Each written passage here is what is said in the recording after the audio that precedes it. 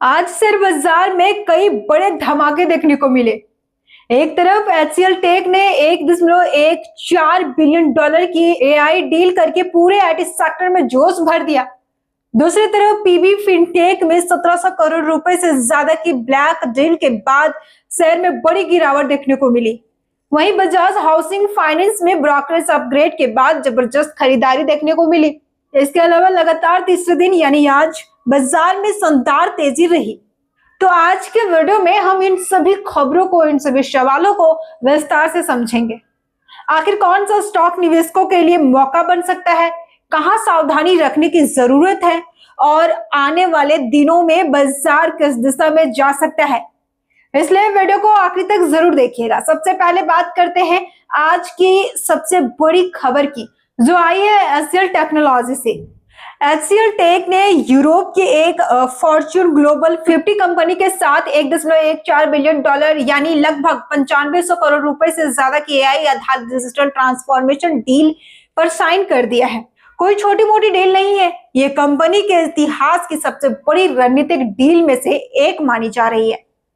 ध्यान देने वाली बात यह है कि एचसीएल टेक ने क्लाइंट का नाम सार्वजनिक नहीं किया है, लेकिन इतना जरूर बताया गया है कि ये यूरोप की फॉर्च्यून ग्लोबल 50 कंपनी है, यानी दुनिया की सबसे बड़ी कंपनियों में शामिल एक दिग्गज कंपनी ने एचसीएल टेक पर भरोसा जताया है। अब सवाल आता है कि आखिर इस डील में खास क्या है। ये डील केवल आईटी सर्विस देने की नहीं है, इसमें एचसीएल टेक क्लाइंट के पूरे डिजिटल वर्कप्लेस और इंटरप्राइजेस नेटवर्क को एआई आधारित ऑपरेटिंग मॉडल में बदलने का काम करेगी। मतलब आने वाले वर्षों में आर्टिफिशियल इंटेलिजेंस के जरिए पूरी डिजिटल व्यवस्था को ऑटोमेट और मैनेज किया जाएगा। इस डील की अवधि जुलाई 2026 से सितंबर 2031 तक रहेगी, यानी लगभग 5.5 साल का। इसके बाद इससे 5 साल के लिए और बढ़ाने का विकल्प भी मौजूद है। शुरुआती अवधि में इस कॉन्ट्रैक्ट की वैल्यू लगभग 1.14 बिलियन डॉलर बताई गई है। सबसे बड़ी बात यह है कि यह एचसीएल टेक के लिए पूरी तरह नया बिजनेस है, यानी किसी पुराने कॉन्ट्रैक्ट का रिन्यूएबल नहीं है, बल्कि नया क्लाइंट और नया रेवेन्यू। यही वजह रही कि शुक्रवार यानी आज निवेशकों ने इस खबर का जबरदस्त स्वागत किया है। मार्केट खुलते ही एचसीएल टेक के शेयर में 4% से ज्यादा की तेजी देखने को मिली। शेयर लगभग 1338 रुपए तक पहुंच गया।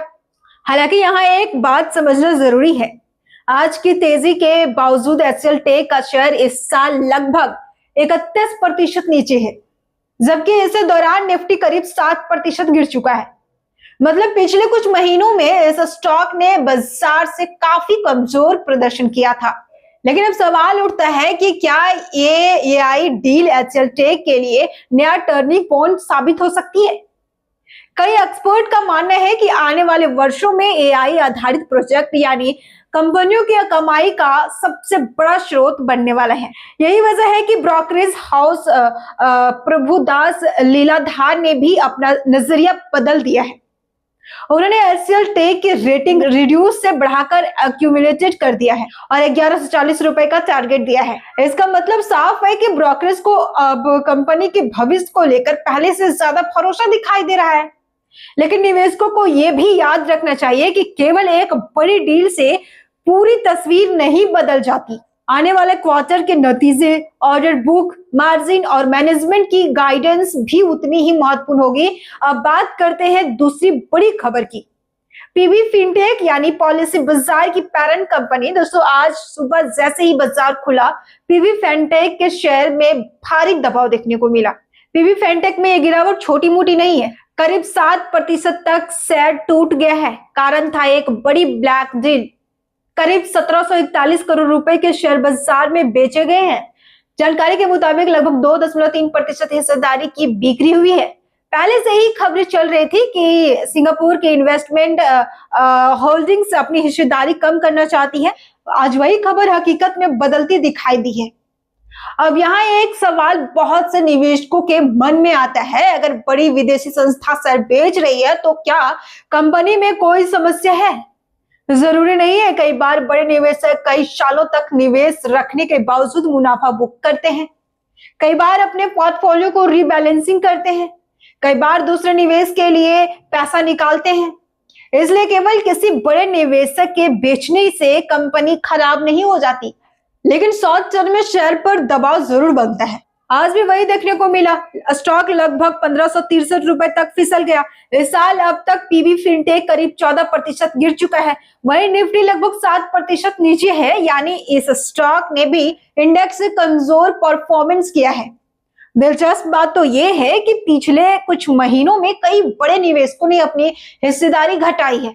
मई में कंपनी के को फाउंडर ने भी कुछ हिस्सेदारी बेची थी। इसके अलावा टेंसेंट ने भी अपनी बची हुई हिस्सेदारी पूरी तरह बेच दी थी। अब भी हिस्सेदारी कम कर रही है। ऐसे में आने वाले कुछ समय तक इस स्टॉक में वॉलेटिलिटी बनी रह सकती है। अब बात करते हैं आज के तीसरे बड़े विजेता की, बजाज हाउसिंग फाइनेंस। दोस्तों, इस स्टॉक में भी शानदार तेजी देखने को मिली। शेयर करीब 6% तक उछल गया। कारण था कंपनी ने जून तिमाही का बिजनेस अपडेट जारी किया है और इसके बाद दुनिया की बड़ी ब्रोकरेज जेपी मॉर्गन ने इस स्टॉक को अपग्रेड कर दिया है। पहले रेटिंग थी अंडर वेटेज, अब कर दी गई है नेचुरल। साथ ही इसे पॉजिटिव वॉच में भी रखा गया है। इसका मतलब यह है कि आने वाले कुछ महीनों में कई पॉजिटिव ट्रिगर इस शेयर को और मजबूती दे सकता है। अब कंपनी के बिजनेस पर नजर डालते हैं। जून तिमाही में कंपनी ने लगभग 19,500 करोड़ रुपए के नए लोन दिए हैं। पिछले साल इसी अवधि में यह आंकड़ा करीब 14,651 करोड़ रुपए था। 33% की शानदार ग्रोथ। एसेट अंडर मैनेजमेंट बढ़कर लगभग 1.50 लाख करोड़ रुपए पहुंच गया है। लोन एसेट भी बढ़कर लगभग 1.31 लाख करोड़ रुपए हो गई है। जेपी मॉर्गन का मानना है कि जहां बाजार कंपनी से लगभग 22% लोन ग्रोथ की उम्मीद कर रहा है, वहीं बजाज हाउसिंग फाइनेंस लगभग 25% की ग्रोथ दे सकती है। यानी ब्रोकरेज को लगता है कि कंपनी मार्केट की उम्मीदों से बेहतर प्रदर्शन करेगी। हालांकि दिलचस्प बात यह भी है कि जेपी मॉर्गन का टारगेट प्राइस अभी भी 85 रुपए है, जो मौजूदा कीमत से थोड़ा नीचे है। इसलिए निवेशकों को केवल रेटिंग देखकर नहीं, बल्कि टारगेट प्राइस, वैल्यूएशन दोनों समझने चाहिए। अब पूरे बाजार की बात करें तो लगातार आज तीसरे दिन यानी सप्ताह के आखिरी दिन तेजी देखने को मिली। निफ्टी लगभग 165 अंक ऊपर रहा। सेंसेक्स में भी 500 अंकों से ज्यादा की तेजी रही। बैंक निफ्टी भी हरे निशान में कारोबार करता दिखाई दिया। इस तेजी की सबसे बड़ी वजह रही आईटी और फाइनेंशियल सेक्टर में खरीदारी। विदेशी बाजारों से भी पॉजिटिव संकेत मिले। अब सबसे महत्वपूर्ण सवाल, इन तीनों स्टॉक में से किस पर नजर रखनी चाहिए?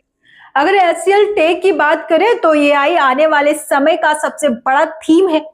अगर कंपनी लगातार ऐसे बड़े ऑर्डर्स जीतती रही तो लॉन्ग टर्म में इसका फायदा मिल सकता है, लेकिन केवल एक दिन की तेजी देखकर जल्दबाजी में निवेश करना सही रणनीति बिल्कुल भी नहीं होती है।